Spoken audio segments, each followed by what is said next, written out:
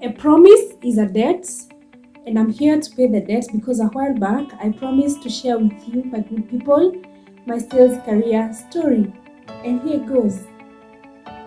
Back in high school, there used to be a subject called business studies. I'm not sure if it's still there today, but I think it's still there.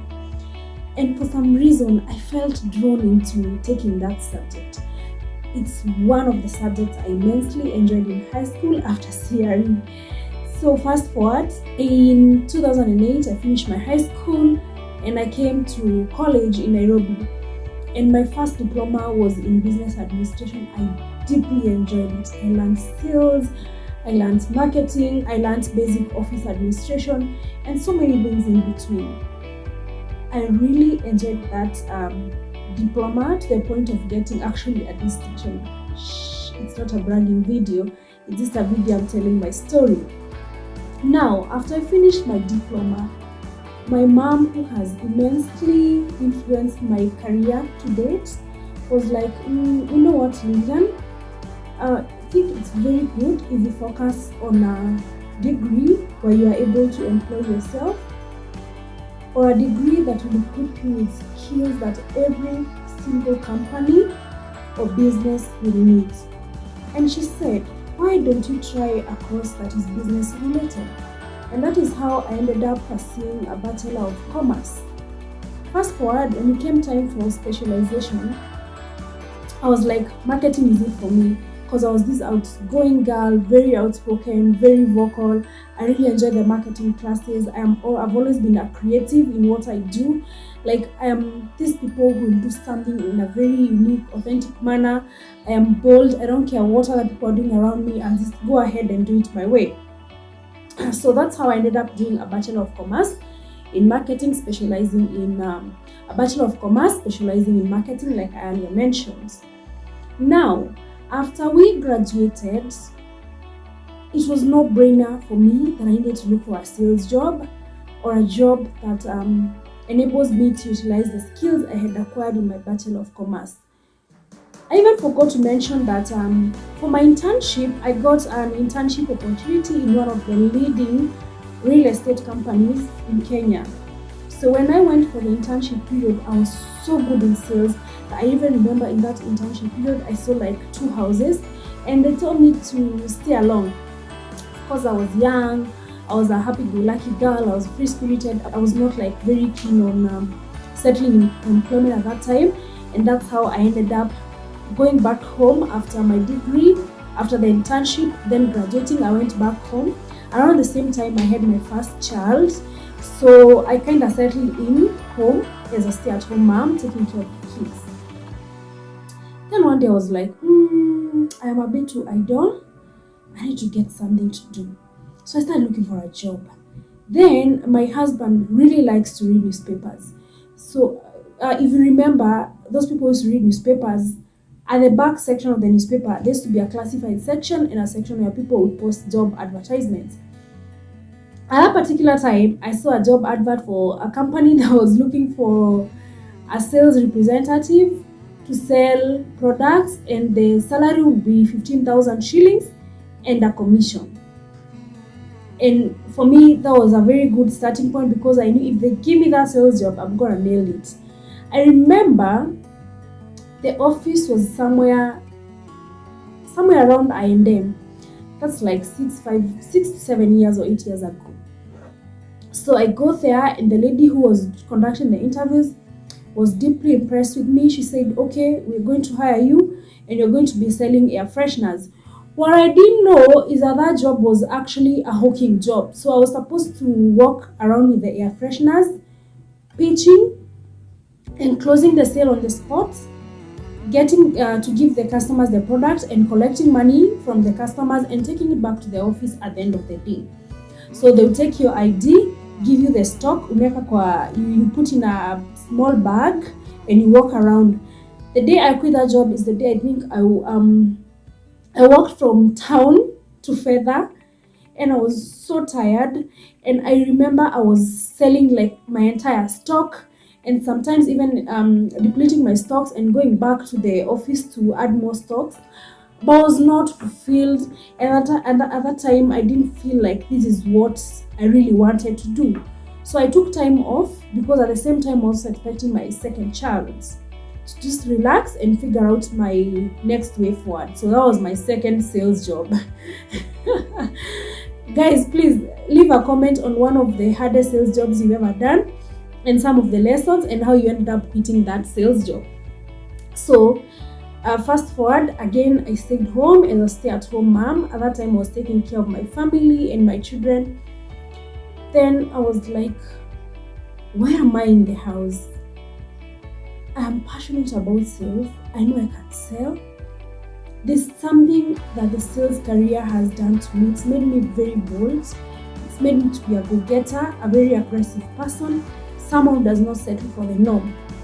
So I was like, no, I need to get something to do.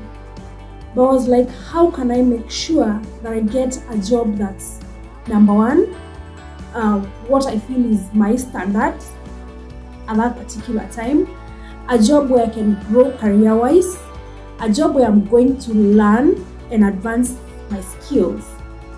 And I remember buying a book, and at that particular time, my spouse had gifted me a new phone. And so I said, this phone that I have is a tool. I am going to use it to my advantage. So I started researching how to apply for jobs, how to get a good sales job, how to write a good cover letter, how to make your CV appealing. And by the way, when you focus on something, nature and God have a way of bringing the right opportunities your way. So whatever you feel is what you need to focus on, please go for it. Don't be distracted. So there's this particular day, I saw a company that was looking to hire sales interns. The first 3 months, you are supposed to be an intern. Then if you are successful as an intern, you would be hired permanently, and you'd be paid a salary of 25,000 shillings plus commission. And of course, the promise of growing in your sales career. Guys, I was like, this is the job for me.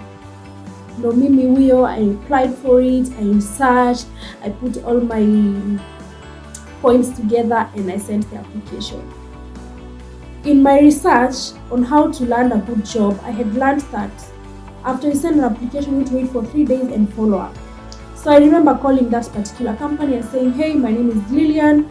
I sent in an application for this and this role. What's the feedback? What's the update?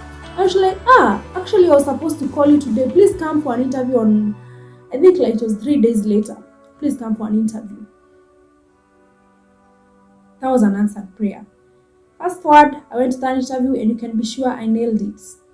So I got the sales job as a sales intern, and that's where my real career in sales started.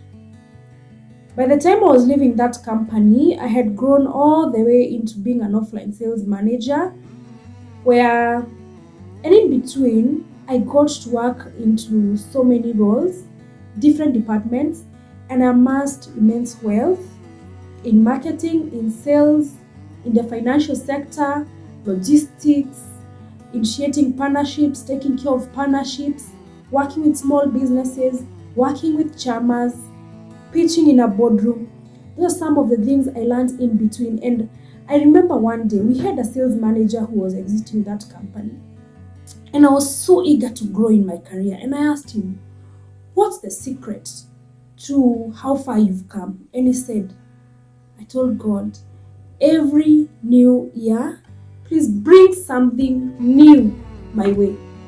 And I tell you, the Lord has been faithful. Every last year, every new year, the Lord has brought something new into my career. In 2016, I was a sales intern. In 2017, I was a marketing executive. In 2018, I was an account executive. In 2019, I was an area manager.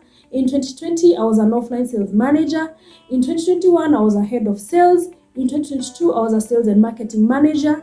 And now I am running Faker Consulting as the founder and the vision career, and working with a team of very talented people in graphic designs, in photography, something I'm still working on, amongst other things. Now, what am I focusing on now in my career? Currently, I am working with entrepreneurs, equipping them with the basic sales and marketing skills, and not just basic to their business that at that point they cannot figure out. The thing I do is I help entrepreneurs and businesses set up websites that are sales and marketing centric. I also help salespeople learn their dream sales jobs, because many a times, especially for small businesses and cottage industries, they tend to hire in unorthodox means, but now we are changing the story. The other thing I do is I do sales trainings. Over the years, in those 6 or 7 years, I have learned a lot. I have seen the mistakes salespeople make. I have made some of those mistakes, and also some of the lessons I impart in my sales training sessions. Now, what are some of the key lessons that I have picked over the time in my career? The one, patience is a virtue. You need to be patient. You need to know when to quit and when to hang on. You need to know when to make your next move. You need to know who to associate with. You need to know how to add value to the life of other people, so that when there are opportunities, your name will be mentioned. Some of the mistakes I have made was quitting too early. Emotions. Sometimes, especially in the sales career, there are situations where you want to associate your sales performance to the person you are. And sometimes it can really drain you emotionally. So, to flip that into a lesson, I have learned how to do business without entangling the emotional aspect into it. To serve, to put in the work, to do the right thing, to be strategic, but not to invest all my emotions into it, because it's business. Along the way, I went ahead to have 4 children. At some point in my sessions, I'll talk about how I use my maternity leaves and sessions to continuously rebrand myself, so that as you do God's work of bringing the happiness of joy into the world, they do not distract you from your apostolate, the apostolate of your career or profession. Now guys, you are in your sales career. Maybe you're doing it as a business owner or as a professional. It takes time to get to the top 1%. It takes time to make sure that you have mastered the business. Be kind to yourself. Be patient. Don't let people talk you out of it, telling you you cannot be a good sales manager, you cannot be a good salesperson, you don't know how to lead a team. Please, if you know that is what God has called you for, go for it. Most importantly, be very bold in the decisions you make. Be persistent. Learn to walk through the pain. Learn to soak into the moment. I remember as in this journey, especially at some point when I had to lose my job and I had now to quickly re-strategize and map my next way forward, it needed a lot of resilience and God's wisdom. So never be shy of asking for God's wisdom in your sales career, because even the good word tells us that if you seek wisdom, the Lord will give you the wisdom you desire. Now, make sure you subscribe and you like this video for such content. Sometimes I'll be posting real stuff about sales, and some of the things we go through on a daily. So we're going to keep it real. And most importantly, Faker Consulting is here for you as a salesperson, as a business owner, and all the people who are interested in the sales field, because everything we'll do in life, we're either selling or marketing, either you, something, a product, or a service. Until next time, enjoy this one.